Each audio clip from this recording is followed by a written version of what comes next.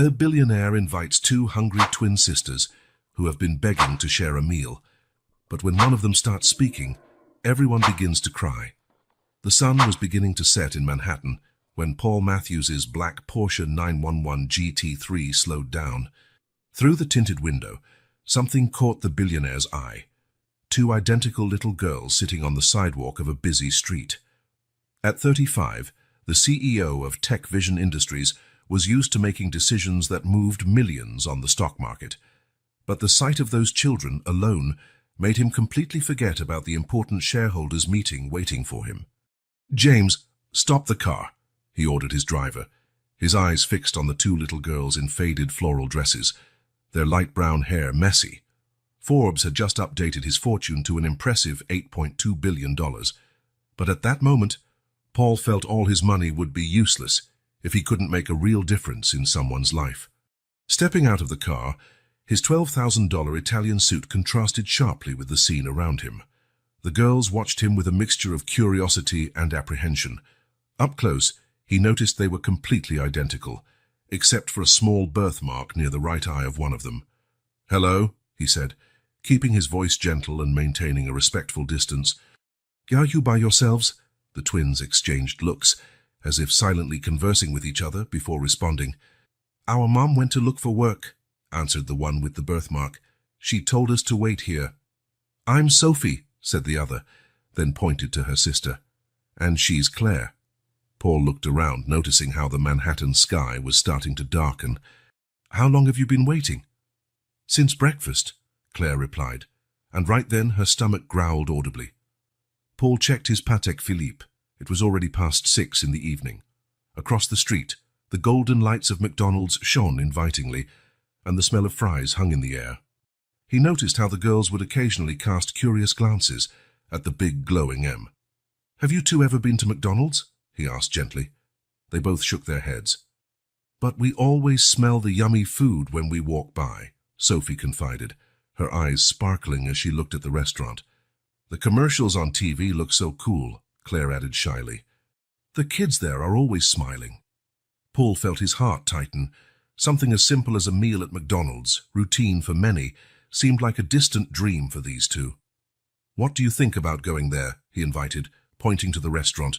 "We can order hamburgers, fries." The twins' eyes widened in perfect sync. For a moment, they were silent, as though trying to process the possibility of doing something they'd only seen on TV. "Can we get that big burger they always show on TV?" Sophie asked, her voice barely containing her excitement. What's it called, Claire?" "Big Mac," Claire finished, pronouncing the name as if it was something magical. Paul smiled. "Of course. And did you know they also have dessert? A special ice cream called a McFlurry with chocolate bits." "With real chocolate," Sophie interrupted, her eyes now impossibly large. The girls looked at each other again, but this time Paul noticed the barely contained excitement on their faces. Still, there was a trace of hesitation. "Mom told us not to go with strangers," Claire mumbled, though her gaze remained fixed on the bright restaurant. Paul crouched down to their level, keeping a comfortable distance. "You're very smart to be careful. How about this? James, my driver, will go with us. The restaurant is full of families. It's well lit, and you can choose where you want to sit. If at any moment you don't feel comfortable, you can leave. What do you think?" The twins launched into another one of their silent conversations, communicating only through glances and small expressions. Claire's stomach growled again, as if taking part in the decision. "Can we really order anything?" Sophie asked, her voice betraying a mix of hope and disbelief. "Anything on the menu," Paul assured, "and afterwards, if you like, you can play in the playground they have inside." "They have toys," they exclaimed in unison, and for the first time since he'd seen them, Paul witnessed genuine smiles lighting up their faces. They crossed the street together, with James following a few steps behind. Paul watched as the girls seemed more excited with each step, still holding hands but practically skipping in anticipation. Upon entering the restaurant, the smell of freshly fried fries made them pause for a moment, amazed. Their eyes scanned everything, the colorful panels with pictures of meals, the families at the tables, the playground in the back. trays passing by with hamburgers and fries. "Look, Sophie," Claire pointed to a nearby family. "The burger is even bigger than on TV." Paul led them to the counter, lifting them one by one so they could better see the illuminated menu. Their faces lit up at each new discovery.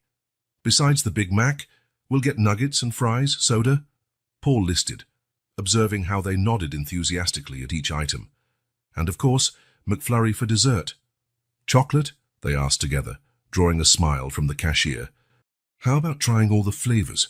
Paul suggested, and for a moment he thought the girls' eyes would pop right out of their heads.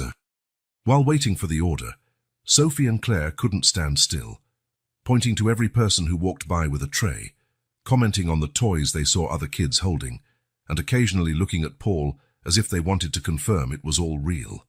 When James brought the trays to the table they'd chosen, strategically near the playground, the girls fell silent, gazing at the sheer amount of food in front of them.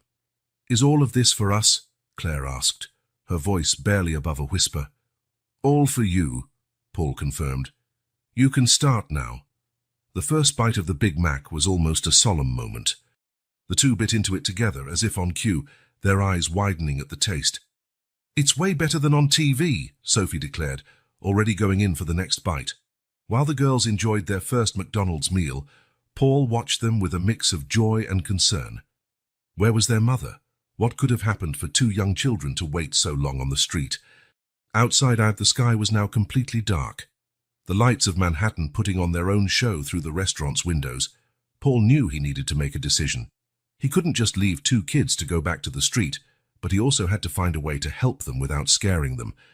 As Sophie and Claire shared the last chicken nugget, with a precision only twins could manage, and discussed which playground attraction to try first, Paul began formulating a plan. Somehow, he needed to help these girls and their mother.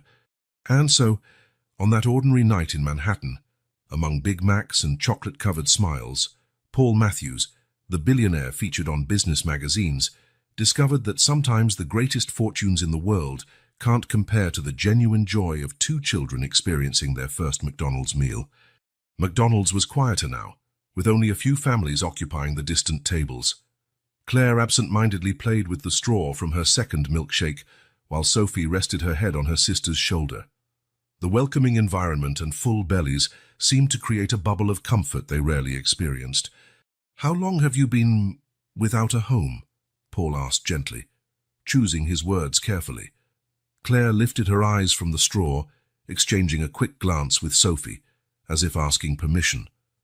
Her sister nodded slightly, and Claire took a deep breath before starting to speak. "We used to have a nice house," she said, her small voice carrying a weight no 5-year-old should know. "It was small, but it had our own room with unicorn wallpaper that Mom put up for us." Sophie squeezed her sister's hand, giving her the courage to continue. "Dad worked in a big store and Mom took care of us. She made cookies every Sunday." Claire smiled briefly at the memory. "But then Dad got sick, really sick." Paul noticed James, seated at a nearby table pretending to read the newspaper, but clearly paying attention, straighten in his chair. "Mom said the hospital was too expensive," Claire continued, her fingers now tracing the table's edge. "She started working 2 jobs, but it still wasn't enough. Dad got sicker each day and we had to sell a lot of things. Even my frozen music box," Sophie added quietly, and Claire nodded. "One day," Claire swallowed hard, "Dad went to the hospital and never came back. Mom cried a lot, and soon after, men with papers came saying we had to leave our house." Paul felt his heart clench. How many families go through similar situations every day? How many children have their lives turned upside down by a system that doesn't forgive? "At first, we stayed at Aunt Martha's house," Claire went on. "But she also had money problems, and her apartment was tiny, so we started moving around a lot. We've slept in 5 different places," Sophie added, holding up 3 fingers on one hand and 2 on the other to illustrate. Claire nodded. "The last place was a small room Mum was renting, but yesterday the owner said he needed the room for someone who could pay more. So we had to leave." The girl paused, taking a sip of her milkshake before continuing. Paul noticed that some people at nearby tables had stopped eating and were discreetly listening to the story. "Mum always tries to make everything seem like an adventure so we won't be sad," Claire said, a small smile appearing on her face. When we have to sleep in different places, she says we're explorers looking for a magical new home. And when there isn't enough food, Sophie added, she makes a game of dividing everything into equal little pieces. We got really good at that. Claire nodded. We've learned a lot of things, like staying quiet when Mom has to work late and we need to wait. How not to make noise in the shelters so we don't bother other people. How to save food for hard days. Paul noticed a few people at nearby tables discreetly wiping tears. An older woman had her hand over her heart, shaking her head in sadness. The hardest part, Claire continued, her voice getting lower, is when people look at us like we're invisible. Or when they make a face because our clothes are dirty or old. Mom always says what matters is being clean on the inside, but sometimes it still hurts. Sophie hugged her sister, and Claire smiled gratefully before going on. But not everything is bad. Sometimes we meet nice people, like Miss Maria from the bakery, who always gives us leftover bread at the end of the day, or Mr. John from the newsstand who lets us read comics when it's raining and we need somewhere to stay. And now you, Sophie added, looking at Paul with shining eyes, who took us to McDonald's for the first time. Claire nodded enthusiastically. We've always wanted to come here. Every time we passed by, Mom said that one day, when things got better, she'd bring us. She'll be so happy when we tell her. The girl paused, her face taking on a more serious expression. Do you know what our biggest dream is? She asked, looking straight at Paul. What? He answered softly. To have a real home again, with our own room where we can put drawings on the wall. And a kitchen where Mum can make cookies on Sundays like before. Claire smiled dreamily. And maybe even have a puppy. It can be a small one, Sophie quickly added. We don't mind if it's small, as long as it's ours. Do you know what Mum's dream is? Claire went on. She thinks we don't hear her, but sometimes when she thinks we're sleeping, she talks to herself. She dreams of being able to give us 3 meals a day, send us to school, and never again leave us waiting while she looks for work. Paul tried to hide the emotion in his voice. Your mom sounds like a very special person. She's the best mom in the world, the twins declared in unison, prompting emotional smiles from the few customers still in the restaurant. Even when there's nothing to eat, she always finds a way to make us smile, Claire explained. She tells stories, sings songs, and teaches us things. Did you know she's teaching us to read? Every time she finds pieces of old newspapers or magazines, she uses them to teach us letters. And math too, Sophie added excitedly. We learn to count everything, people on the street, cars passing by, coins when someone is kind and gives something to Mom. Claire nodded. Mom says education is the only thing no one can take away from us. That's why she insists on teaching us, even when she's really tired. Paul watched the girls with a mix of admiration and sadness. Despite all the hardships, they had a light in their eyes, an unshakable hope. And their mother, even in the midst of so much adversity, found the strength to turn every difficult moment into an opportunity for learning and growth. A McDonald's employee who was cleaning nearby tables couldn't hide her tears as she listened to the story. Discreetly, she approached the girls' table and placed 2 Happy Meal toys beside them, with a gentle smile. Claire and Sophie looked at the toys with wide eyes, full of surprise and joy. Can we keep them? They asked Paul. Of course you can, he replied, thanking the employee with a nod. The girls hugged the toys as though they were precious treasures. We'll show them to Mom, Claire exclaimed excitedly. She'll be so happy to see that we made such a nice friend. Paul felt his heart tighten again. In his world of corporate meetings and billion-dollar deals, it was easy to forget there were people, entire families, struggling daily just to survive. The story of Claire and Sophie, told with the unique sincerity of children, was a powerful reminder of how cruel fate could be, but also of how the human spirit could remain resilient even in the hardest circumstances. Looking at the twins, who were now happily playing with their new toys, Paul made a decision. He couldn't change their past, but maybe he could help build them a better future. He just needed to find a way to help without scaring or offending the dignity of that family who, despite so many difficulties, stayed united by love and hope. The silence that followed Claire's account was broken by Sophie's soft voice, who until then had been quiet, taking in her sister's words. Do you know what I miss the most? She began, her large eyes fixed on the Happy Meal toy she was holding. The smell of coffee in the morning. Paul, still moved by Claire's story, turned his attention to Sophie. The girl seemed lost in her memories, a small nostalgic smile on her young face. Every morning, she continued, Mom made coffee and the smell would reach our room. It was like a nice alarm clock. Claire always woke up first, but she waited for me so we could go to the kitchen together. Claire squeezed her sister's hand, encouraging her to continue. Around them, the few remaining customers in McDonald's had completely stopped what they were doing to listen. Our house wasn't big, Sophie explained, using her little hands to show the size, but there was a place for everything. There was a window in the living room that let in the morning sun, and Mom put up yellow curtains she made herself. When the sun shone through them, it was like the whole room turned golden. A woman at a nearby table discreetly wiped away a tear, while her husband held her hand tightly. The best place was our room. Sophie smiled more widely now. Mom drew unicorns on the walls because we couldn't buy real wallpaper. She spent 3 days drawing just to surprise us. It wasn't perfect like what you see in stores, but to us it was the most beautiful in the world because she made it herself.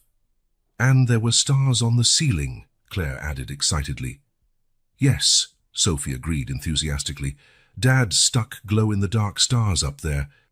Every night before bedtime, he'd tell a different story about each constellation he created for us. Paul noticed more people had gathered to listen, including some employees who had paused their tasks. James, his driver, no longer tried to hide that he was listening closely. A real home, Sophie continued, her voice taking on a dreamy tone, is where you don't have to be afraid when it rains hard. In our old house, when there was a storm, we made blanket forts in the living room, and Mom told us stories until we fell asleep. Now, she hesitated, now we just pray to find a dry place to spend the night. A heavy silence fell over the restaurant. The manager, who had approached to ask employees to get back to work, remained silent, equally captivated by the little girl's account. But do you know what's most important in a home? Sophie asked, looking directly at Paul. It's being able to keep memories. On the street, we can't carry much. When we have to leave somewhere in a hurry, there's only time to grab what's most important. But in a house, she smiled shyly. In a house you can keep drawings on the fridge, make marks on the wall to see how much you've grown, have a special place for every toy. Claire nodded vigorously. And have a desk to do homework. Mom always says that when we have a home again, she'll sign us up for school. She keeps all our papers in a special folder, waiting for that day. And have a couch, Sophie went on, getting excited. A couch where we can all sit together and watch TV. It doesn't have to be new, it can even be old, but let it be ours. In our old house, we had a brown couch that sagged a bit on one side, but it was the most comfortable place in the world when we all squeezed together. A young waitress passing by stopped, holding the tray against her chest, tears silently rolling down her cheeks. What I want most, Sophie lowered her voice in as if sharing a precious secret, is to have a bookshelf of books. Out here, we only have the magazine scraps Mom finds to teach us to read, but in a real house we could have entire books, with all the pages. And photos, Claire added. We only have 2 old photos that Mom keeps in a plastic bag so they don't get wet when it rains. In a house we could have a wall full of pictures, like we used to before. Sophie took a napkin and started drawing with a pen Paul had lent her. Look, it would be something like this, she explained, making childlike but determined lines. Here would be the kitchen, where Mom can make cookies again. Here's our bedroom, with 2 beds side by side because we don't like to sleep apart.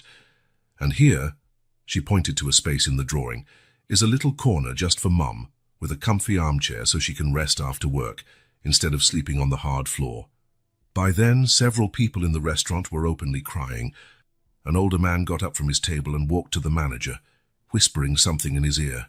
The manager nodded, discreetly wiping his own eyes. And you know what else a real home has? Sophie went on, her eyes gleaming.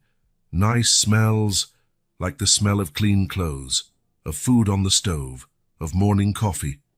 Right now, all we smell is the street. Rain, sometimes garbage. But in a house. She closed her eyes, as if she could imagine it.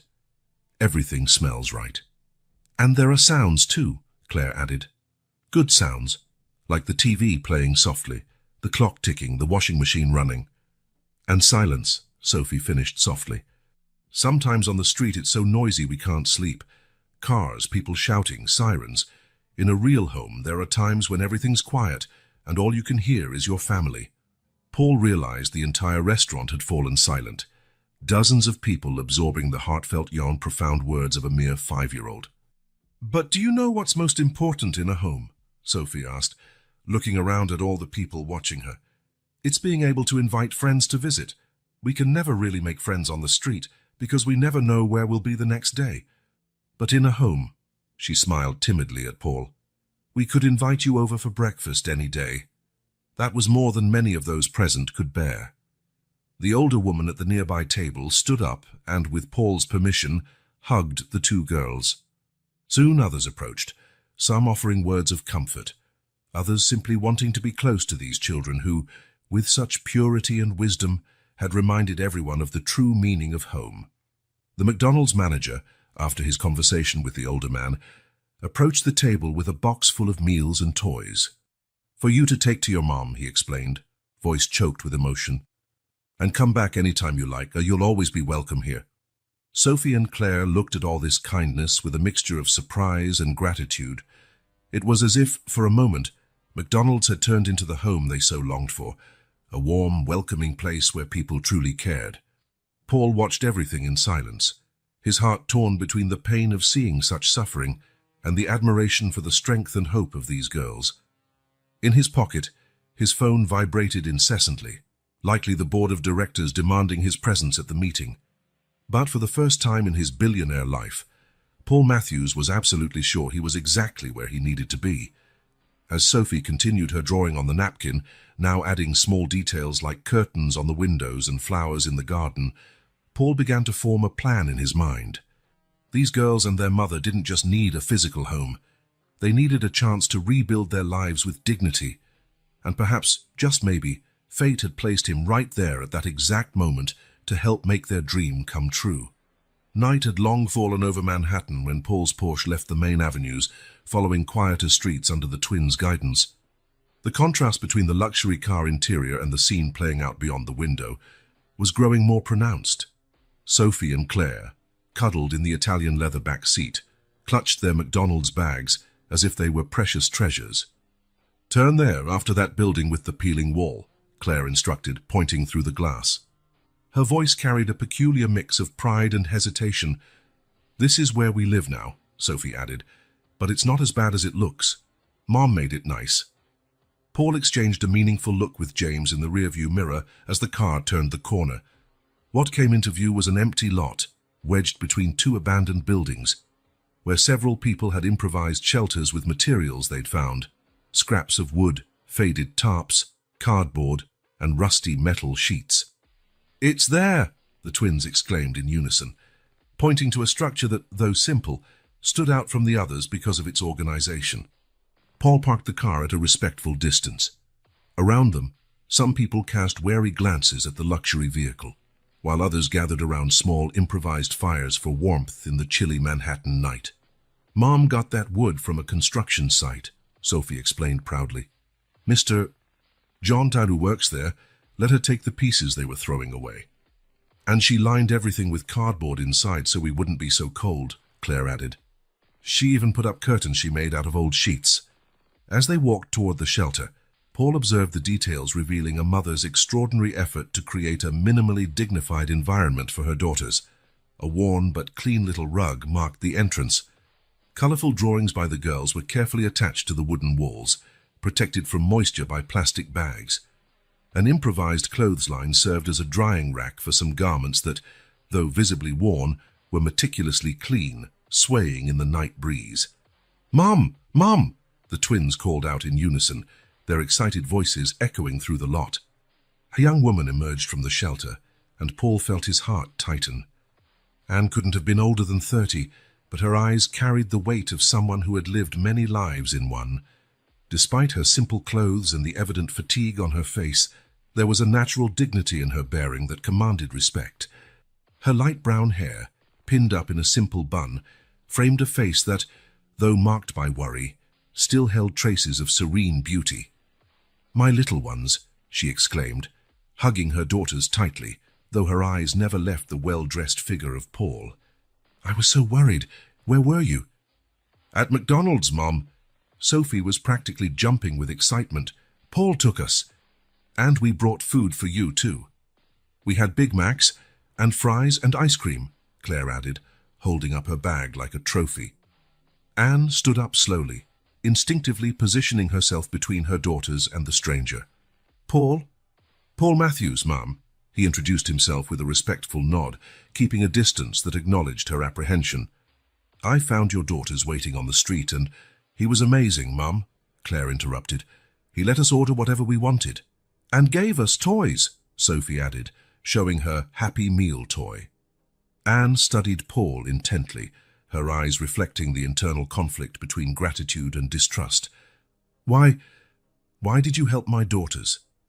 Paul chose his words carefully. "Because no child should spend the entire day without eating. Your daughters are extraordinary, Ms. Anne, polite, smart, and with enormous hearts. You must be a remarkable mother." Something in the sincerity of his words seemed to reach Anne. Her shoulders relaxed slightly, though caution lingered in her eyes. "Mum," Sophie tugged gently at her sleeve, "can we show our new toys to Ms. Maria? Please." Anne looked lovingly at her daughters, then back at Paul, as if gauging the situation. "You can, but stay where I can see you." The girls ran off excitedly toward an older lady sitting near one of the fires, leaving Anne and Paul in a momentary silence. "Please excuse the simplicity of our home," Anne finally said, gesturing to two wooden crates serving as seats. "It's not much, but we try to keep everything as organized as possible." "It's very clear how much care and love you put into this place," Paul replied sincerely, sitting on one of the crates. Anne sat on the other, her hands restless in her lap, betraying her nervousness. For a moment, only the distant sound of the girls' laughter and the crackling fires filled the air. "I never imagined our life would turn out this way," she began, her voice barely above a whisper. "We had a normal life, you know. We weren't rich, but we were happy. Robert, my husband, was a manager at a department store on Fifth Avenue. I stayed home with the girls, gave private math lessons to make some extra money. We had plans, dreams." Her voice faltered, and she needed a moment to gather herself before continuing. "Then came the diagnosis, cancer. At first, we thought it would be something treatable. Our insurance covered the initial procedures, but then," she swallowed hard, "the complications started. We needed more expensive treatments, specific medications. We sold the car first, then whatever furniture we could spare. I worked 2 jobs, cleaning by day, cashier at a pharmacy by night. The girls stayed with my sister, but she had her own financial problem." Paul listened intently, his heart heavy with each new detail. Anne went on, her voice now choked with emotion. "Robert got worse every day, but he refused to give up. 'My girls need me,' he used to say. Even in the worst moments, when the pain was unbearable, he still found strength to tell Sophie and Claire stories before bed. But the bills never stopped. The bank started pressing us for our mortgage payments. I had to quit one job to care for Robert full-time. That's when everything began to crumble." Silent tears slid down Anne's face, but she wiped them away quickly, as though she couldn't afford to show weakness. "When Robert passed, it was like the last pillar holding our life together broke. We couldn't keep the house, and we lost almost everything else we had left. My sister took us in for a while, but her apartment was so small, and her husband started complaining.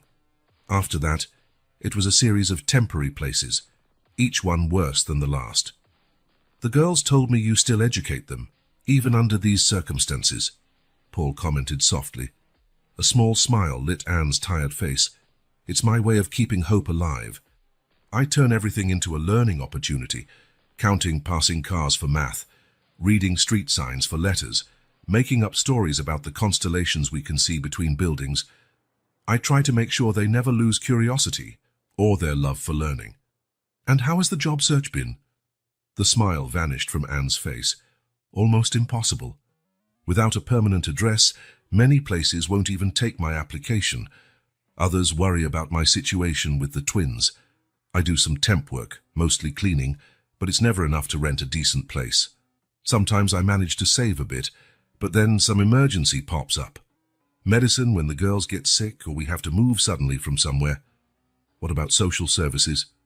Shelters. We've tried, she answered with a weary sigh, but most are always full and some, she hesitated, lowering her voice, some aren't safe for children. Here, at least, we've formed a small community. Ms. Maria looks after the girls when I need to go out. Mr. Jose at the grocery store sometimes gives us fruit that's about to expire. Ms. Carmen lets us use her bathroom to wash ourselves. In the background, the twins' laughter echoed as they played with their new toys, seemingly unaware of the seriousness of the adults' conversation. The hardest part, Anne continued, her voice cracking slightly, is watching my daughters grow up like this. They're so young, but they already know things no child should. How to stay quiet when there's danger, how to stretch food, how to keep warm. Sometimes at night, when they're asleep, I cry wondering if I'm failing them. If I should have done something differently. Miss Anne, Paul interrupted kindly, from what I've seen today, you're not failing at all. Your daughters are extraordinary, smart, compassionate, and most importantly, they're happy despite everything. That's a testament to your love and dedication as a mother. Anne wiped her tears with the back of her hand. Thank you. Not just for your kind words, but for looking after them today.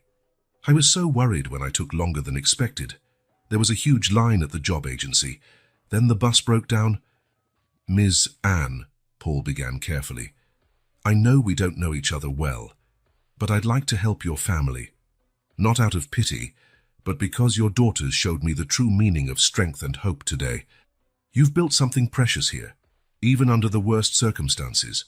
Why? Anne asked directly, her eyes studying Paul intently. Why do you care about our situation? Because sometimes fate puts people in our path for a reason, Paul answered simply. And because every family deserves a chance to start over. In the background, Sophie and Claire had begun a little dance performance for Miss Maria, their innocent laughter piercing the cold Manhattan night. Anne watched her daughters for a long moment, then turned back to Paul. In her eyes, for the first time that night, shone something she'd almost forgotten. Hope. Maybe, son, she said softly, maybe we can talk more about it. Paul nodded, sensing this moment marked the beginning of a significant change in that family's life.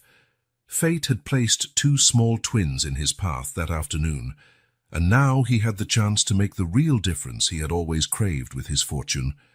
The city lights glittered in the distance, and in that little sliver of land between abandoned buildings, a new story was about to unfold, a story of hope, new beginnings, and the extraordinary strength of a mother's love for her children. The following morning dawned with a different energy in the small makeshift shelter. Paul had arrived early, accompanied by James and a social worker named Sarah Williams, whom he knew through his philanthropic work. The luxurious Porsche was parked at the same respectful distance as the previous night, now joined by an unmarked van.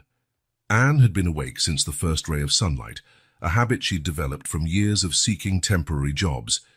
The twins were still asleep, bundled under their blankets, their peaceful faces oblivious to the changes about to take place in their lives. "Good morning, Miss Anne," Paul greeted softly, mindful of the other inhabitants of the site who were still sleeping. "I hope it's not too early." "Not at all," Anne replied, nervously trying to neaten her hair. "We always wake up early." Sarah stepped forward, her professional smile genuinely warm. "Ms. Anne, I'm Sarah Williams, a social worker. Mr. Matthews explained your situation to me, and I'm here to help in any way I can." Anne looked hesitantly from one to the other, clearly uncomfortable with the sudden attention. Paul noticed her apprehension and hurried to explain. "Miss Anne, I know this might seem overwhelming, but I'd like to start by helping you with some immediate basic needs. Sarah is here to ensure everything is done correctly and professionally." At that moment, Sophie and Claire began to stir, their sleepy eyes widening when they recognized Paul. "Paul!" they exclaimed in unison, running to hug him without the slightest reservation. "Girls!" Anne gently scolded, but Paul chuckled. "It's all right," he assured. "Actually, I brought a surprise for you two. James began unloading some bags from the van, and the twins' eyes sparkled with curiosity. "First," Paul began, addressing Anne, "we brought some basic supplies, food, hygiene products, clothing." "That's very kind," Anne interjected, visibly uncomfortable, "but I can't accept so much." "Please," Sarah intervened softly. "It's not charity, it's support. We all need help sometimes." Paul nodded. "Also, I have some proposals I'd like to discuss with you, about housing, the girls' education, job opportunities." The twins, who were exploring the bags with James, squealed with delight upon finding new clothes. "Mom, look!" Sophie held up a sky-blue dress. "It's so pretty." "And there are shoes too," Claire added, holding a pair of pink sneakers. Anne watched the scene with tears in her eyes, torn between pride and the necessity of accepting help. Sarah approached her discreetly. "Ms. Anne, I know it's difficult to accept help from strangers, but look at your daughters. Don't they deserve this chance?" Paul waited patiently while Anne processed everything. The twins kept discovering treasures in the bags, each new find accompanied by exclamations of joy. "There are toothbrushes with strawberry toothpaste," Sophie announced, "and apple-scented shampoo," Claire added, peeking into the bag. "We also brought some new blankets," James noted, unloading more items from the van, "and some educational toys," Sarah suggested. Anne finally found her voice. It's so generous, but I need to understand better what's going on. Why all this?" Paul motioned for everyone to sit. James provided a few folding chairs he'd brought, creating a small circle to talk. "Ms. Anne," Paul began, "last night, after hearing your story and seeing how you keep your family together despite the toughest circumstances, I realized I have a unique opportunity to make a difference, not just with temporary donations, but with real, long-lasting change." Sarah opened a folder she was carrying. "Mr. Matthews has a social assistance program through his company. We help families get back on their feet by providing housing, education, and work opportunities." "But why us?" Anne asked, still hesitant. Paul smiled gently. "Because your daughters showed me the true meaning of hope and resilience yesterday. And because you proved to be an extraordinary mother, preserving your children's dignity and education under the harshest conditions." The twins, who had come closer to hear the conversation, sat on their mother's lap. "Mom," Sophie whispered, loud enough for everyone to hear, "do you think we can have a real bedroom again?" Anne's heart seemed to melt at her daughter's innocent question. "I don't know, sweetheart. It's complicated." "Actually," Paul interjected gently, "I have some apartment options to show you. They belong to my company, fully furnished in safe neighborhoods near good schools." The twins' eyes widened. "School?" they asked in unison. "Yes," Sarah smiled. "Would you like to go to school?" "Mom always said we'd go when we had a house," Claire exclaimed excitedly. Anne seemed overwhelmed. "But how? I can't pay rent yet." "The program offers 6 months of subsidized housing," Sarah explained. "During that time, we help you find employment, offer vocational training if needed, and provide all the support you need to settle in. We also have openings in the administrative area of my company," Paul added. "Sarah told me you have experience teaching math privately." Anne nodded, surprised he remembered that detail from her story. "Perfect. We have a corporate training program that could be ideal for you." The twins watched the conversation like a tennis match, their eyes shining with each new possibility mentioned. "And there's more," Sarah continued. "The program includes psychological support for the entire family, if you want it, assistance with paperwork, and academic support for the girls." "We can really go to school?" Sophie asked, barely containing her excitement. "With uniforms and everything," Claire added. Paul smiled. "Uniforms, school supplies, whatever you need." Anne hugged her daughters tightly, silent tears streaming down her face. I don't know what to say." "Just say you'll consider it," Paul replied kindly. "You don't have to decide everything right now. How about we start with breakfast?" James brought a few things. As if on cue, James started unloading containers with coffee, hot chocolate, fresh bread, fruit, and other breakfast items. The smell of hot food drew curious looks from the other residents around them. "Please," Paul said to Anne, noticing her concern for her neighbors. "Invite whoever you like to join us." Soon, a small group formed around the folding chairs. Mrs. Maria, who always looked after the twins, was the first to approach, followed by other residents. James continued bringing food from the van, while Sarah spoke discreetly to some of the adults about the social assistance program. Sophie and Claire ran off to show their new clothes to Ms. Maria, who smiled, moved by the girls' happiness. "Look, Ms. Maria." Sophie showed her the blue dress. "Now I can wear pretty clothes like the other kids." "And we're going to school," Claire added, twirling in her new pink sneakers. Anne watched everything with mixed emotions. Paul approached her discreetly. "I know it's a lot to process, but I want you to know there's no pressure.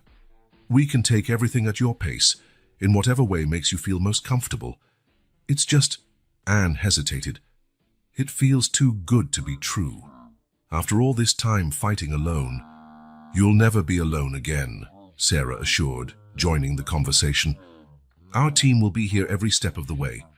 The twins came running back, now holding the educational toys they'd found in the bags. "Mom, look, there are math games," Sophie showed her excitedly. "And books with stories," Claire added, hugging an illustrated book. "Can we read them now?" Anne smiled through her tears. "Of course you can, my loves." While the girls settled down with their new treasures, Paul, Sarah and Anne continued discussing practical details of the program. James discreetly organized the supplies, separating items for the other residents as well. "The first step," Sarah explained, "would be to visit some of the available apartments. We can go today if you'd like." "What about the school?" Anne asked, beginning to allow herself to consider the possibilities. "We have partnerships with several great institutions," Paul replied, "all with adaptation programs for children who've been out of school." Morning wore on, and with it the weight of years of struggle seemed to begin to lift from Anne's shoulders. The twins, between bites of fresh bread and sips of hot chocolate, were already enthusiastically planning how to decorate their future room. "Can we have a bookshelf for our books?" Sophie asked hopefully. "And a little table for drawing?" Claire chimed in. Paul smiled. "You can have all that and more, miss." Maria came over to Anne, holding her hands between her own. "Accept this blessing, dear. You and your girls deserve it." Anne looked around at her daughters, radiant in their new clothes, at her neighbors sharing a proper breakfast, at Paul and his team, who had brought hope where there was only uncertainty, and finally allowed herself to believe that real change was possible. "I think," she said softly, "I think we'd like to see those apartments." The twins shrieked with joy, running to hug their mom. Paul and Sarah exchanged satisfied smiles, while James began discreetly organizing logistics for the visits. "But first," Anne added, gazing lovingly at her daughters, "let's try on these new clothes and get ourselves ready."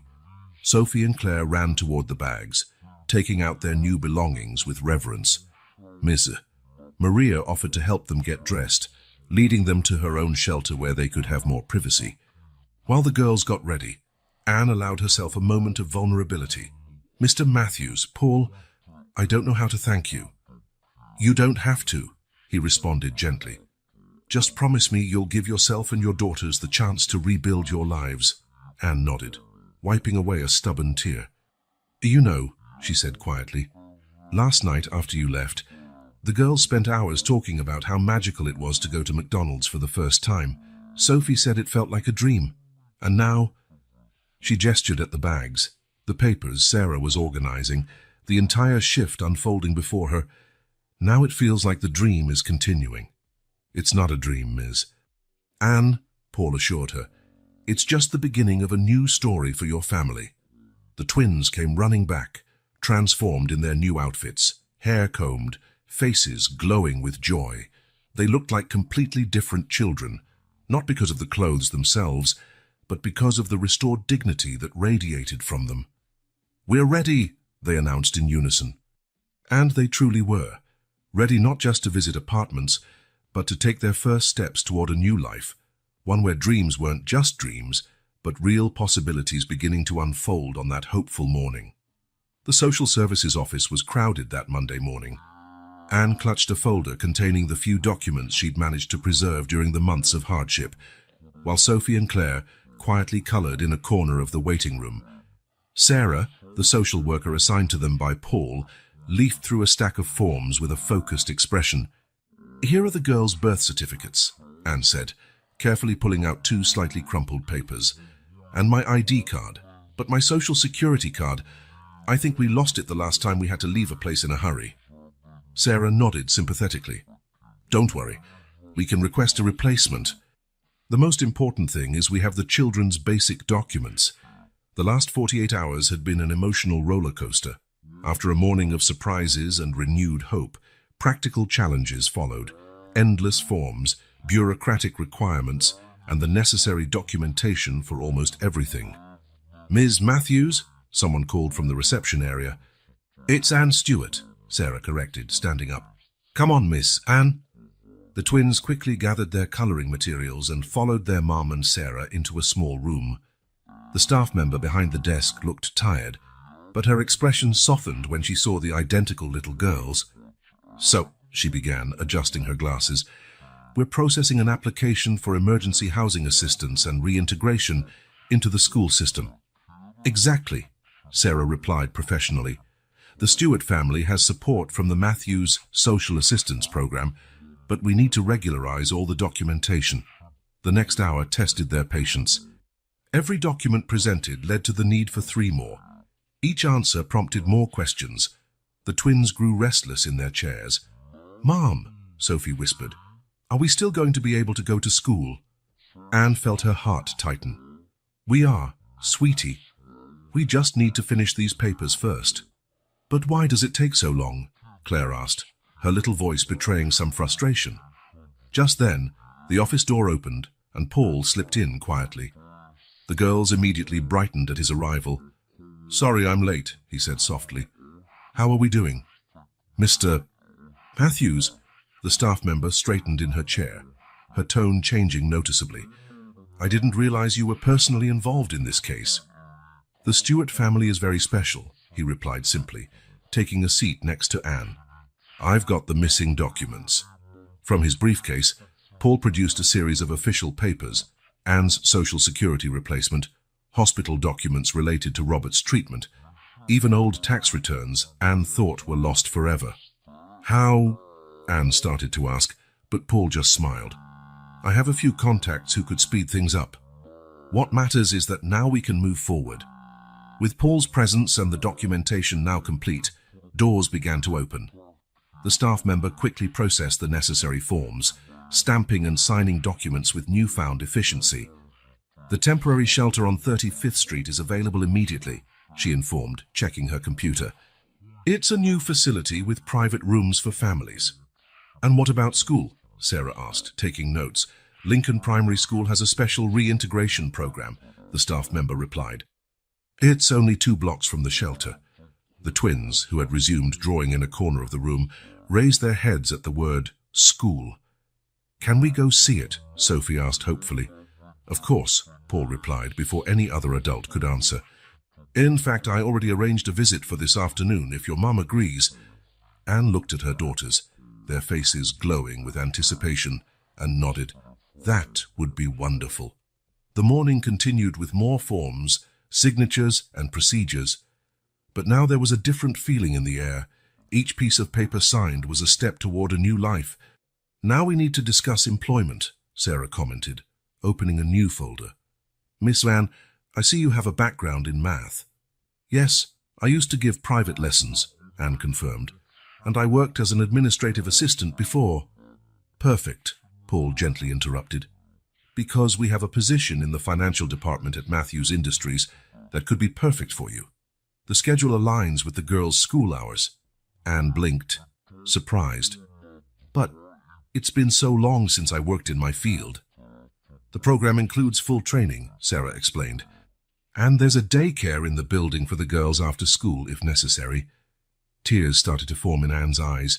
It was everything she had dreamed of: a decent job, schooling for her daughters, a real chance to start over. "And are there computers at the daycare?" Claire asked excitedly, clearly having overheard part of the conversation. "There's a study room," Paul answered, smiling, "with computers, books, and teachers to help with homework."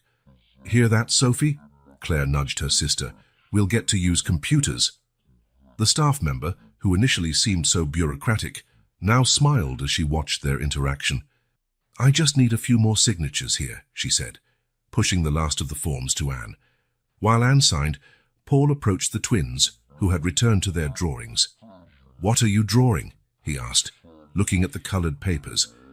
It's our new life, Sophie explained, holding up her drawing.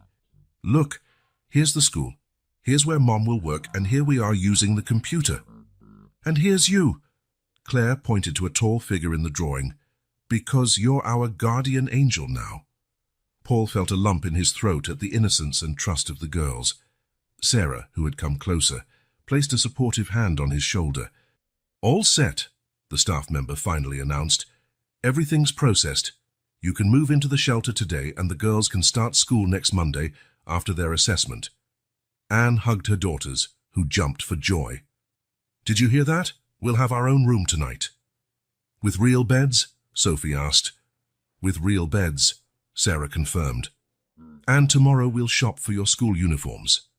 As Sarah finished the final details with the staff member, Paul observed the Stewart family. Anne looked lighter, as though a huge weight had been lifted. The twins practically glowed with happiness, excitedly planning how they would decorate their new space. Mr. Matthews, Anne approached him, her voice tight with emotion. How can I ever thank you? Thank me by being happy, he replied simply. And please, call me Paul. It still feels like a dream, she confessed. I'm afraid I'll wake up. It's not a dream, he assured. It's a new beginning. And I'll be here to help every step of the way. When they finally left the office, the afternoon sun bathed the city in a golden light. James was waiting with the car to take them to the shelter, and then to the school for the visit. Ready for your new adventure? Paul asked the twins, who nodded enthusiastically. Anne watched her daughters climb into the car, holding their drawings and dreams. The morning of bureaucracy had been exhausting, but every stamp, every signature, every completed form was a brick in the construction of their future, a future that, for the first time in a long while, seemed bright and full of possibilities. Yes, she said softly, more to herself than anyone else. We're ready. The temporary shelter on 35th Street was nothing like what Anne had imagined. The 3-story building, recently renovated, had a clean, well-maintained facade. A small landscaped area with benches adorned the entrance, and colorful flowers bloomed in carefully arranged planters. Is this it? Sophie asked, her eyes wide as James parked the car. It looks like a hotel, Claire exclaimed, pressing her nose against the car window. Sarah, who had arrived earlier to get everything ready, waited for them at the entrance. Welcome to your new temporary home, she beamed, holding a folder of documents and a set of keys. The Stewart family carried few possessions, some bags of the new clothes Paul had provided, a box of their few remaining personal items, and Anne's folder of documents. But there was something different in their faces. Hope. You'll be on the 2nd floor, Sarah explained, leading them inside. The place was surprisingly welcoming, with walls painted in soft tones and colorful pictures adorning the corridors. We have a common area on the ground floor with a TV room, library, and computers. In the basement, there's a free laundry facility for residents. The twins took in every detail with fascination, clinging to each other's hands as they climbed the stairs. Anne walked in silence, still processing the dramatic change in their circumstances. Here we are, Sarah announced, stopping at a door numbered 205. This will be your space for the next few months, until we find a suitable, permanent home. When the door opened, Anne couldn't hold back her tears. The apartment was small but spotless, with a combined living kitchen area, 1 bedroom and a bathroom. The furnishings were simple but new, a twin bed for Anne in the living area, which could be used as a sofa by day, and a bunk bed for the girls in the bedroom. Look, Sophie. Claire ran to the bunk bed. We can sleep one up top and one down here. And there's a desk. Sophie pointed to a small piece of furniture under the bedroom window. We can do our homework here. Paul, who had discreetly accompanied the family, smiled upon seeing the girls' excitement. There are a few more surprises, he commented, opening the closet in the bedroom. Inside, there were brand new school uniforms hanging, colourful backpacks, and a box of school supplies for each girl. On the closet floor, 2 pairs of new sneakers sat beside the ones they were already wearing. "It's all ours?" Anne asked, her voice trembling. "All yours," Sarah confirmed, "and in the kitchen you'll find basic supplies to get started. The shelter's cafeteria serves 3 meals a day, but you can also cook here if you prefer." Anne walked into the little kitchen, opening the cabinets with reverence. Plates, cups, utensils, all new, clean, and organized. The fridge held fresh milk, fruits, vegetables, and other basics. "They even have cookies," Sophie announced, opening a cabinet. "And grape juice," Claire added, peeking into the fridge. "The bathroom has clean towels and toiletries," Sarah went on. "And tomorrow, a staff member will come by to help you get familiar with the building." The twins began their own exploration, discovering small details that felt like incredible luxuries to them: a bedside lamp, delicate curtains, a soft rug on the bedroom floor. "There's a place for us to hang our drawings," Sophie noticed, pointing to a corkboard on the bedroom wall. "And drawers to store our clothes," Claire added, opening and closing the dresser drawers with fascination.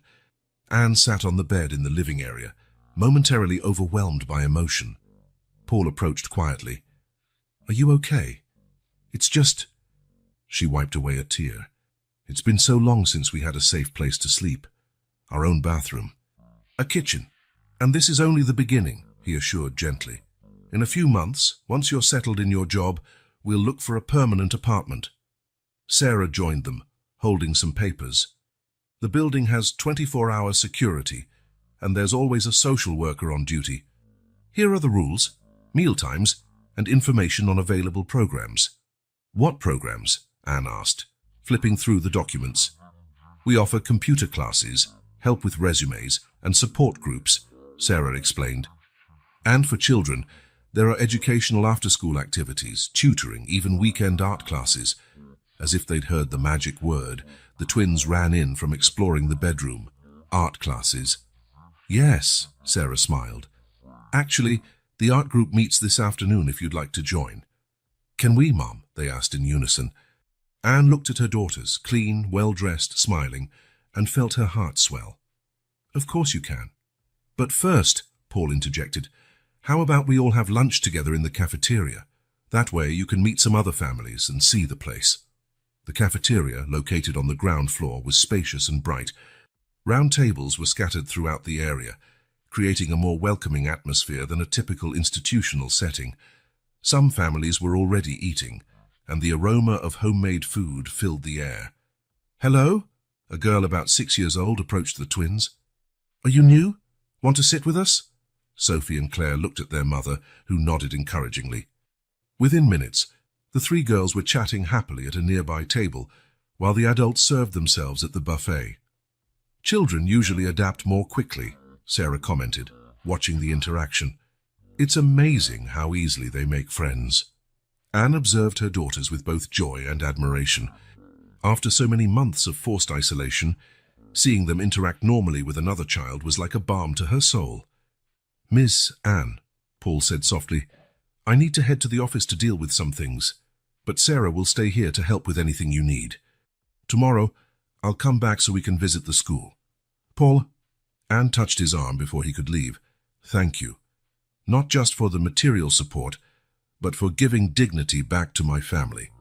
He smiled, clearly moved. "The dignity was always there, Miss Anne. You never lost it. You just needed a chance to rebuild." After Paul left, Anne joined her daughters for lunch. The food was simple but tasty, and for the first time in a long while, they could savor a meal without rush or worry. "Mom," Sophie called between bites, "Lucy said there's a movie night in the TV room. Can we watch? And tomorrow, there's story time in the library," Claire added excitedly. Anne smiled, feeling a peace she hadn't felt in a long time. "We can do all of that, my little ones. We have time now." Later that afternoon, after the art class where the twins created their first paintings to decorate their new room, the Stewart family prepared for their first night in the shelter. The evening bath, once a daily logistical challenge, was now a moment of pleasure with hot water and soft towels. "Can I sleep on the top bunk tonight?" Sophie asked. already in new pajamas. No, it's my turn, Claire protested. How about switching every week? Anne suggested, brushing the girl's hair. The solution seemed to please both, and soon they were in their respective beds, hugging the stuffed animals they had received earlier. Mum, Claire called sleepily, this is better than a dream, right? Yes, it is, my love, Anne replied, kissing each daughter's forehead. This is our new reality. When the girls finally fell asleep, Anne allowed herself a few moments of reflection in her own bed. The silence there was different, not the scary silence of the streets, but a comforting, protected hush.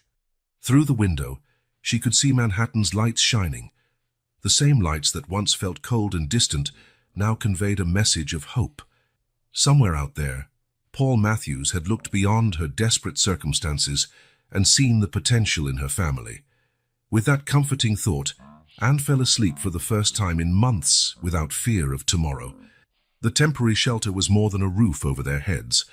It was the first step toward rebuilding their lives, a place where dignity wasn't just a word, but a tangible reality materializing in every small detail of their new day-to-day life. Lincoln Primary School gleamed under the morning sun as Anne adjusted the bow on Claire's uniform for the third time. Sophie was already perfect, clutching her new backpack in both hands as though afraid this treasure might vanish at any moment. Nervous? Paul asked kindly, watching the twins waiting outside the school office. A little, Claire admitted, squeezing her sister's hand. What if we don't know the same things the other kids do? Sophie whispered, voicing the fear they both shared. Anne knelt in front of her daughters, tucking a stray strand of Sophie's hair behind her ear. Remember what I always say? You two are very smart. And Ms. Jenkins said she'll help you catch up. Principal Williams, a kind-looking older woman with a firm voice, opened her office door. Stewart family, please come in. The enrollment process went surprisingly smoothly, thanks to the prior work of Paul and his team. The principal explained the school's special program for children reintegrating into the educational system, emphasizing the extra support the twins would get. We have after-school tutoring, she explained, showing them a schedule. And our school psychologist, Dr. Maria, will be available for weekly sessions. What about school supplies? Anne asked, worried. Paul spoke gently. Everything's taken care of, Miss Anne. The girls have all they need in their backpacks. The twins opened their backpacks reverently, finding brand new notebooks, fully stocked pencil cases, textbooks, and even educational tablets. Is this ours? Sophie asked, touching the tablet with extreme care. Completely yours, Paul confirmed. They're tools to help you learn.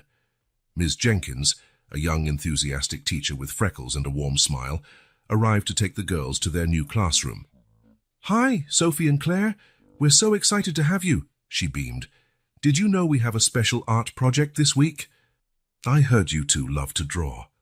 The twins looked at each other, surprised someone already knew of their interest in art. Paul discreetly winked at them. The moment of parting was emotional. Anne hugged her daughters tightly, fighting back tears. I'll be here at dismissal, she promised. And I'll drop by during lunch, Paul added, to see how your first day is going. They watched the twins follow Miss Jenkins down the hall, and Anne couldn't hold back a tear. I never thought I'd see this day, she whispered. The first day brought its expected challenges. At lunch, Paul found the girls a bit overwhelmed by all the new things. Sophie had gotten mixed up with some numbers in math class, and Claire had been too shy to read aloud. But Ms. Jenkins was super nice, Sophie said, biting into her sandwich. She said we can learn at our own pace. And we made new friends, Claire added excitedly. Emily let me borrow her colored pencils in art class. As days turned into weeks, the twins began to blossom in their school environment. Sophie discovered a natural talent for science, fascinated by the simple experiments they did in class. Claire, on the other hand, showed an exceptional gift for storytelling, enchanting her classmates during language activities. Paul made a point of closely following the girls' progress. He bought extra books when he found out about Claire's growing love of reading, and a small experiment kit for Sophie when she mentioned her curiosity about chemical reactions. Their progress is remarkable, Ms. Jenkins remarked during a follow-up meeting. especially considering how long they've been out of school. Anne listened to the reports with pride and gratitude. Her daughters were not just adapting, they were shining. A month after school started, a special event marked the girls' true integration into the school community. During the Science and Arts Fair, Sophie presented an experiment about states of matter, and Claire displayed a short illustrated story she had written. Paul insisted on attending, photographing every moment. "We need to record these achievements," he said as the girls posed proudly next to their projects. Their success at school began to spill over into other areas of their lives.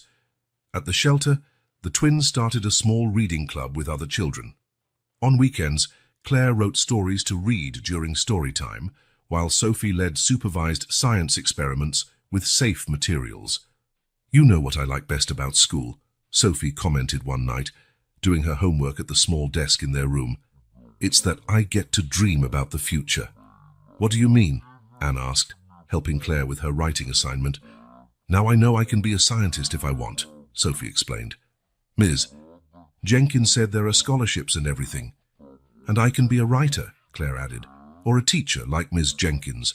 Paul, who had stopped by for a follow-up visit, smiled at their conversation. "You can be anything you want," he assured them. "Education opens every door."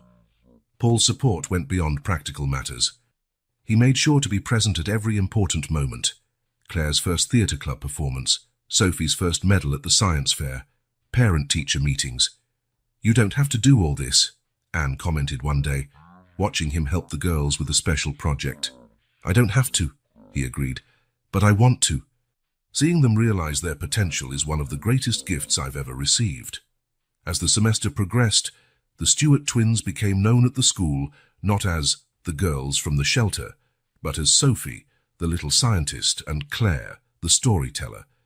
Education had not only opened doors, it restored their right to simply be children, free to learn, dream, and grow. And for Anne, each report card with good grades, each compliment from teachers, each proud smile on her daughters' faces was proof that with the right opportunities and support, her little buds were finally blooming in a garden of infinite possibilities. The office of Dr. Maria, the school psychologist, had colorful walls decorated with children's drawings and a large window letting in gentle morning light. Sophie and Claire, seated on comfortable beanbags, were in one of their weekly sessions. After 3 months of counseling, the changes were evident. "I had a nightmare last night," Sophie admitted, hugging a teddy bear. "But I didn't cry this time. I remembered what you taught me about breathing and thinking good thoughts." Claire squeezed her sister's hand in silent support. "I woke up when I felt her move up on the top bunk, and I told her a story so she could fall back asleep." Dr. Maria smiled kindly. "You two are learning to handle your fears very maturely. Sophie, would you like to talk more about the nightmare?" "It was about that night we had to run from the last place," Sophie answered, her voice more confident than it would have been a few months ago. "But now, I know we're safe."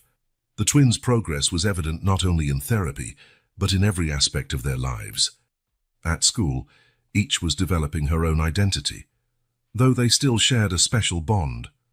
Sophie had discovered a passion for science that amazed her teachers.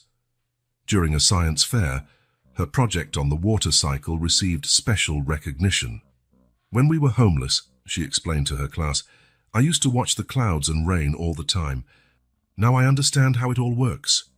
Claire, meanwhile, poured her experiences into creativity. Her stories, once timid attempts to escape reality, now filled entire notebooks. "I write about people who help other people," she explained to her language teacher, "like Paul helped us." At the shelter, the changes were also visible. The girls no longer jumped at sudden noises or hid food under their pillows. They'd learned to trust that there would always be a next meal, a safe place to sleep. "Yesterday," Anne said, moved, at a meeting with the support team, "I found them teaching other kids at the shelter to read." Claire was telling a story she'd written, and Sophie was explaining the harder words. Paul Gumer, who made sure to follow the girls' development, noticed subtle but significant transformations. "They smile more easily now," he commented, "and not just that polite smile they used to have, but real smiles that reach their eyes." Art therapy sessions proved especially transformative. The twins' drawings, once dominated by dark tones and solitary figures, now burst with color and people. "This is our new room," Sophie explained, showing a vibrant drawing. "And here's Mom working, and Paul visiting, and Dr. Maria helping us. And here we are at school," Claire added, holding up her own piece. "I have friends now. Lots of friends." The bond between the twins, always strong, evolved from a fear-based dependency into a healthy connection founded on love and mutual support. Though they still preferred to be together, they began developing individual interests. "Claire's better at making friends," Sophie reflected during a session. "Before, that used to scare me. But now I know it's okay. She always comes back to tell me the cool stories she heard." "And Sophie is so brave with her science experiments," Claire added proudly. "She teaches me everything afterward, so it's like I'm brave too."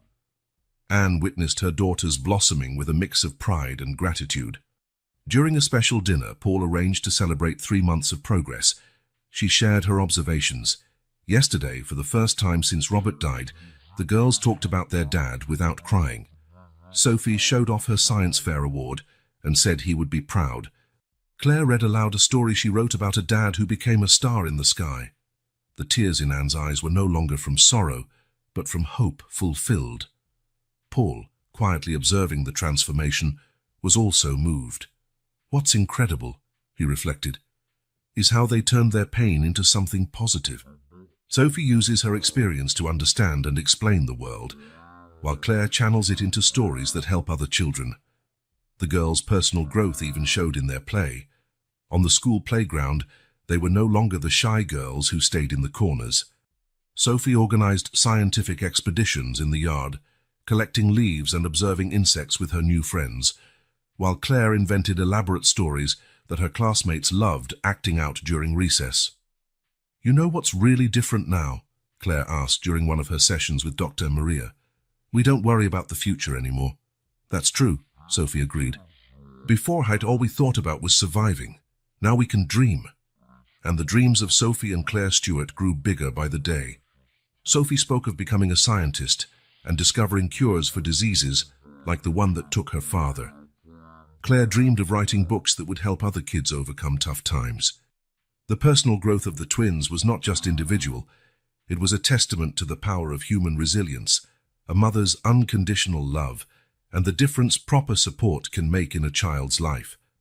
With every smile, every achievement, every step forward, Sophie and Claire proved that, with help and time, even the deepest traumas can turn into strength and wisdom. The reflection in the elevator doors at Matthews Industries showed a different Anne, dressed in an elegant business suit, hair neatly styled, posture straight.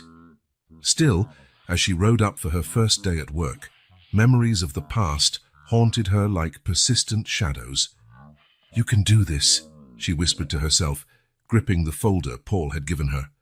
Inside, besides the necessary documents, was a recent photo of the twins in their school uniforms, her new good luck charm.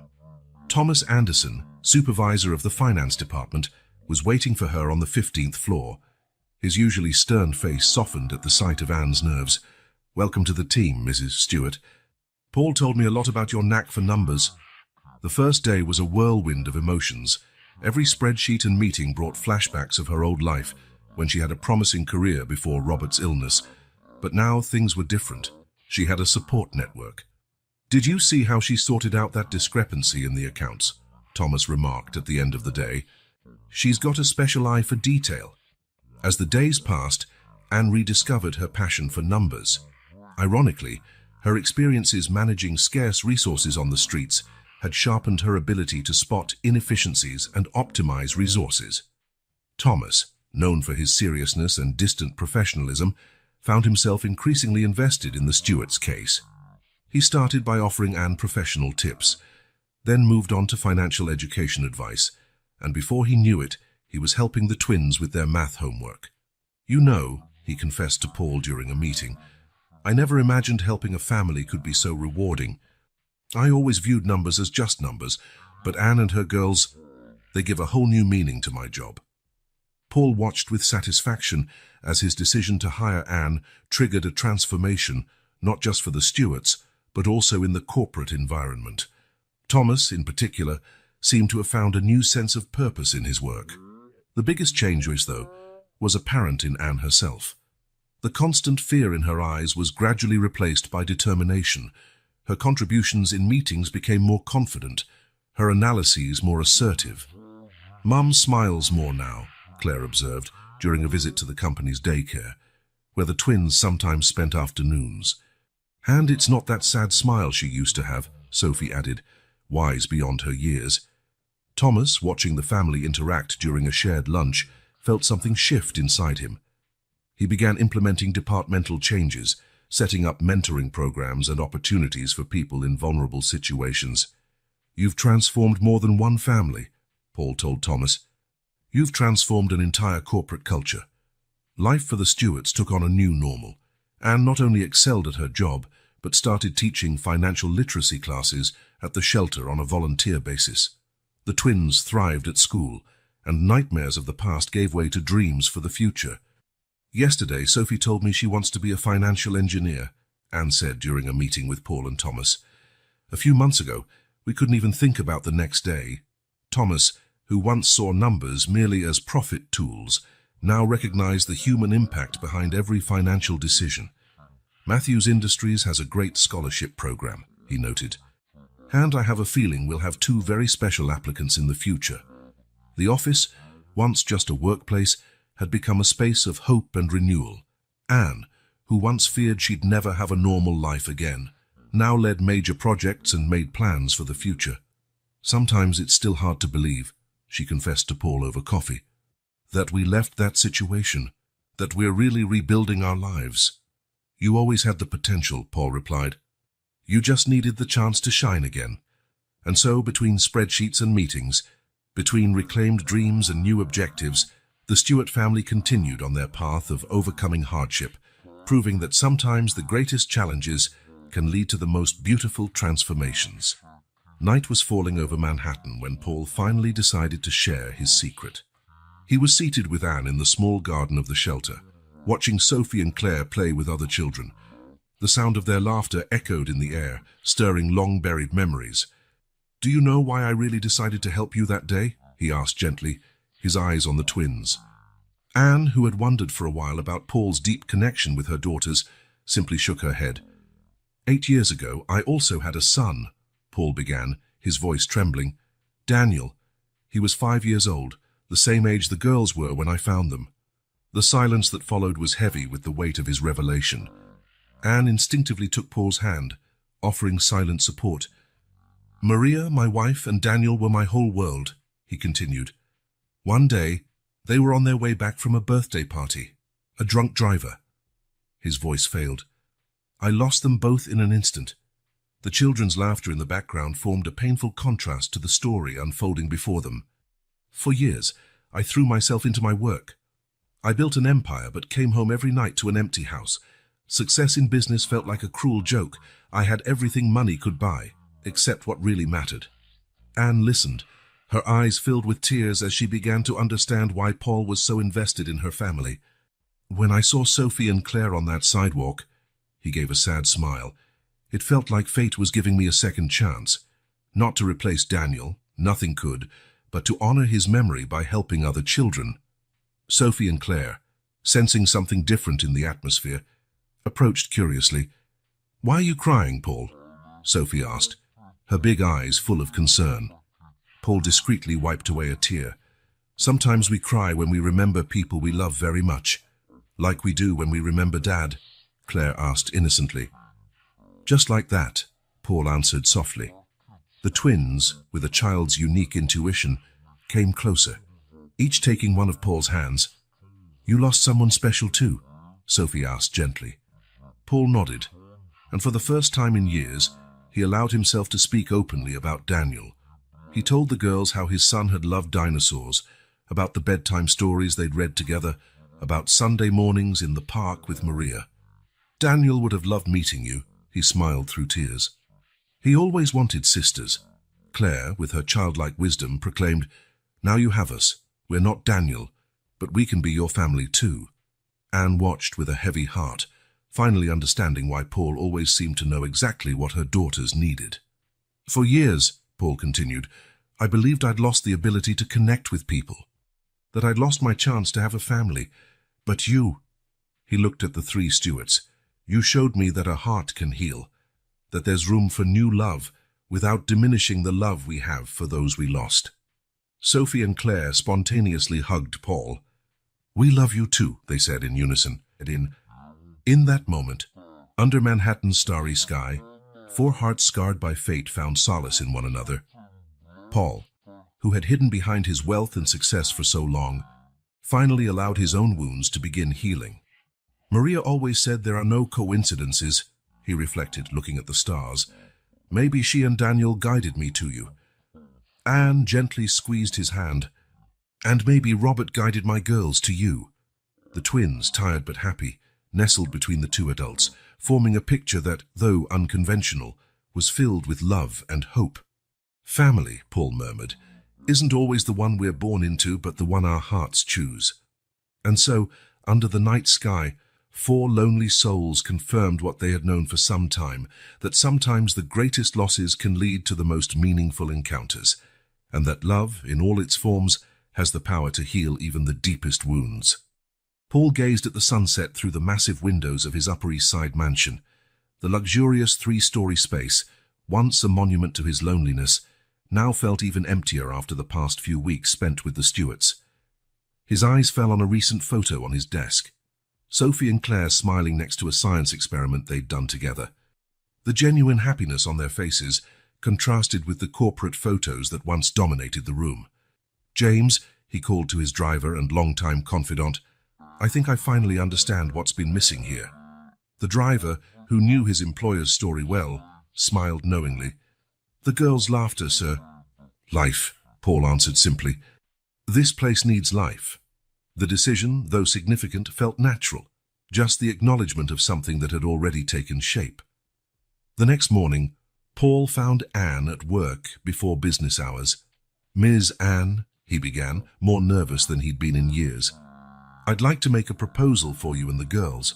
Anne studied him curiously, noticing his unusual agitation. "My house is far too large for just one person," he went on. "And after everything we've been through together, after sharing my story about Daniel and Maria, I realized I don't want to live just with memories anymore." Anne's eyes widened as she started to see where this was going. "I'd like to invite you and the girls to live with me. Not as a charity or a temporary arrangement, but as a family. Each of you would have your own space, your own room. The girls could go to school in the neighborhood, have a garden to play in." Anne was silent for a moment, tears forming in her eyes. "Paul, are you sure?" "I've never been so sure of anything in my life," he replied firmly. "That house needs joy. It needs life. And you deserve a permanent home." The news was shared with the twins that same afternoon, in the shelter's garden that had been their temporary home. Their reactions were immediate and moving. "We're going to live in a real house?" Sophie asked, her eyes shining. "And with our own room," Claire chimed in, barely containing her excitement. "With bedrooms, a garden, a library, and all the space you need to grow and dream," Paul confirmed, voice thick with emotion. The move was planned for the weekend. Paul insisted the girls help make decisions about decorating their rooms, turning the process into a thrilling adventure. "Can I have a shelf full of books?" Claire asked timidly. "And can I have a little corner for experiments?" Sophie added hopefully. "You can have all that and more," Paul smiled. "This will be your home too." Moving day dawned bright and sunny, as though the sky itself were celebrating. When the Stuart family arrived at the mansion, they were greeted by a surprise. Paul had decorated the entrance with balloons and a banner saying, "Welcome to our home."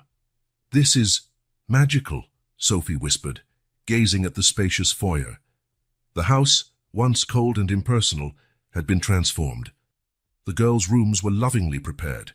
Sophie's included a small children's lab area and posters of famous scientists, while Claire's featured a mini library and a special spot for writing her stories. Anne had tears in her eyes at the sight of her own room, a stylish yet cozy space, complete with a desk to work at and a comfortable armchair for reading. "Now we can really be a family," Claire declared, spontaneously hugging Paul. "We already are a family," he responded, voice trembling.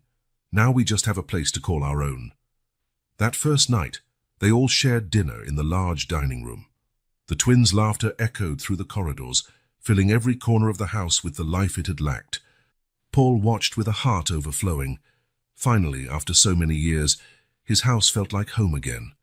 "To our family," he proposed a toast with grape juice, prompting giggles from the girls. "To our new beginning," Anne added, her eyes shining with gratitude and hope. And so, under the roof of a mansion that had once held only memories of loss, a new family began its story, proving that sometimes destiny has surprising ways of healing broken hearts and bringing lonely souls together. 6 months had passed since moving into the mansion. The garden, once immaculately maintained but rarely enjoyed, now showed the cheerful signs of daily family life. Colorful toys, a small vegetable garden where Sophie conducted her botanical experiments, and an outdoor reading nook where Claire often penned her stories. Paul sat on a garden bench one Sunday afternoon, watching Anne help the girls with a science project. He smiled, realizing how radically his life had changed.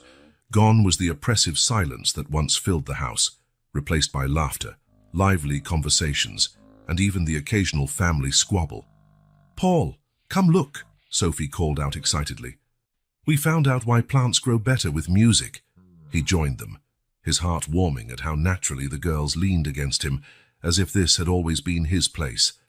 "You know," Claire commented later, while they were setting the table for dinner that evening, "I wrote a story about our family." "What's it about?" Anne asked, placing the Sunday tradition, a tray of lasagna, on the table.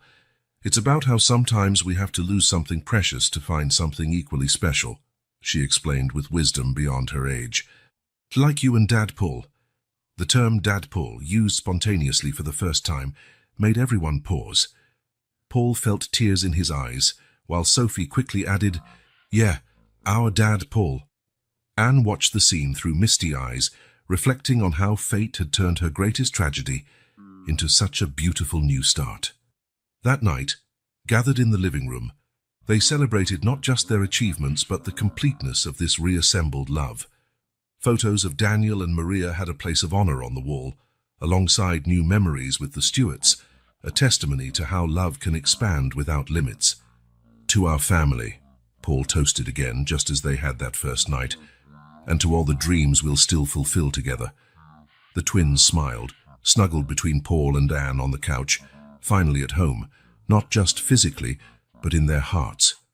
They were living proof that love has the power to heal, transform, and create new beginnings, even in the most unlikely circumstances.